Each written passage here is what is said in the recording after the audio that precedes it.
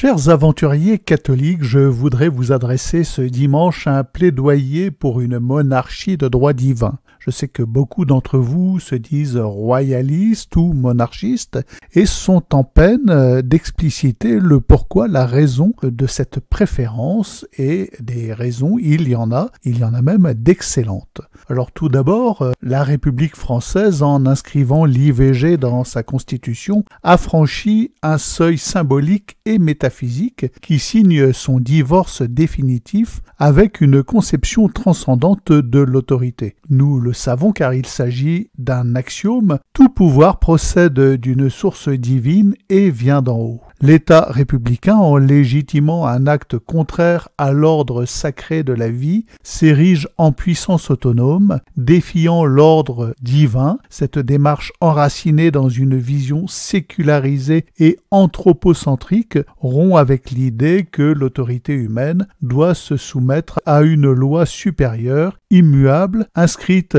dans la volonté divine et tendant vers le bien de l'humanité. En s'affranchissant de cette transcendance, la République s'expose à une crise de légitimité. Alors légitimité spirituelle, mais comme la spiritualité est ce qui nous est propre et supérieur, une crise de légitimité tout court, car elle substitue à la vérité éternelle une vérité contingente, issue d'un seul consensus humain, en dehors de toute notion de vérité. Se voulant altruiste, libératrice et progressiste, la République s'enferme de fait dans l'égocentrisme, l'égoïsme, qualification s'il en est de la stérilité. Elle ne peut donc en aucun cas perdurer. Elle a signé son arrêt de mort, sa fin est proche, sa fin est même constatable aujourd'hui. Face à un tel pouvoir, un homme soucieux de sa finalité, c'est-à-dire de l'alignement de son existence avec une vérité transcendante, se doit d'entrer en sécession radicale avec une autorité ayant à ce point perdu sa légitimité. Cette sécession n'est pas un simple retrait, mais un acte de résistance spirituelle et morale et proprement humain. Un refus de se plier à une illusion de liberté qui, sous couvert d'autonomie, enchaîne l'âme à une vision matérialiste et relativiste.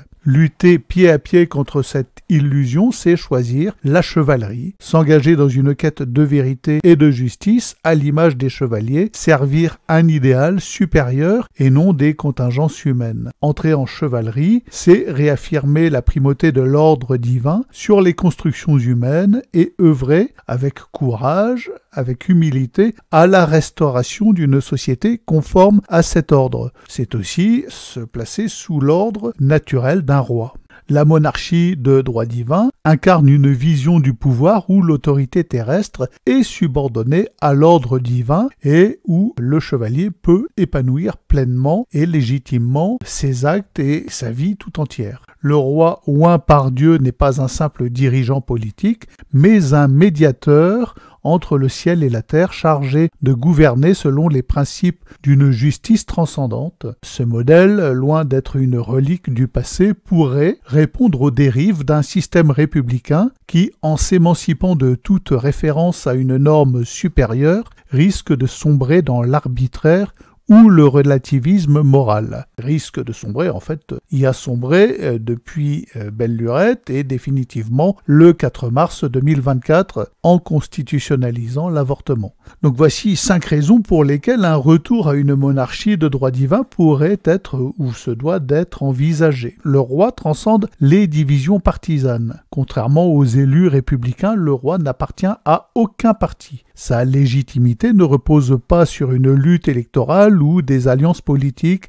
mais sur une investiture divine qui le place au-dessus des factions. Cette neutralité garantit une gouvernance orientée vers le bien commun, dégagée des intérêts particuliers ou des pressions idéologiques. Bon, c'est à souhaiter, vous allez me rétorquer, oui, mais des rois nous ont montré des contre-exemples, et des rois en France qui étaient censés être oints et être lieutenants divins. Je n'en disconviens pas, je vous parle d'un système parfait et idéal, dans lequel le facteur humain entre peu en jeu. Le roi, lieutenant du Christ, incarne une autorité sacrée, Dans une monarchie de droit divin, le roi est vu comme le représentant terrestre de la volonté divine, chargé d'administrer la justice en conformité avec les principes chrétiens. Cette conception assure une cohérence morale et spirituelle où les lois humaines s'alignent sur une vérité transcendante, évitant ainsi les dérives d'un légalisme purement humain. Troisièmement, la continuité dynastique assure la stabilité.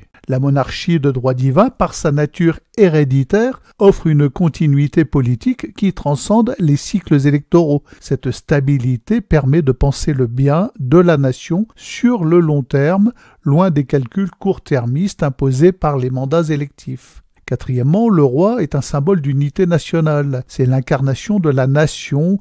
Il fédère le peuple autour d'une figure qui dépasse les clivages sociaux, économiques ou idéologiques. Contrairement à un président dont la légitimité repose sur une majorité fluctuante, voire dans notre cas sur aucune majorité, ce qui est proprement dramatique, le roi présente une permanence, un lien vivant avec l'histoire et les valeurs spirituelles de la nation. Cinquièmement, la monarchie de droit divin restaure une vision sacrée de la vie. En plaçant le pouvoir sous l'égide divine, la monarchie réaffirme la sacralité de la vie humaine, conçue dans un don de Dieu. Cette perspective s'oppose à des lois comme l'IVG et toute négation de cette sacralité, toutes ces lois que nous connaissons aujourd'hui, qui sont des lois soi-disant de liberté, mais en réalité des lois de stérilité. J'entends par là bien toutes les lois issues du wokisme et jusqu'à l'euthanasie qui va nous être imposée aujourd'hui, l'euthanasie pour tous dans la joie et la bonne humeur. Le pouvoir placé sous l'égide divine promeut une éthique respectueuse de l'ordre naturel et divin. On peut dire que la monarchie de droit divin rétablit le lien entre l'autorité humaine et la transcendance. Il offre une alternative à une république, la nôtre en l'occurrence, à bout de souffle, qui s'est affranchie de Dieu et a perdu son ancrage moral. Alors, si l'idée d'un tel retour peut vous sembler anachronique, elle invite à repenser la source du pouvoir et la finalité de la politique dans une société en quête de sens. N'oublions pas, tout pouvoir vient d'en haut, un pouvoir qui renonce à la transcendance meurt, c'est une fatalité, il est impossible qu'il en soit autrement, quand bien même nous aurions eu des exemples de rois qui n'étaient pas forcément les meilleurs hommes du monde, à nous de travailler pour que notre système se purifie. Les amis, n'oubliez pas de vous abonner, de cliquer sur le pouce, de partager et à demain peut-être.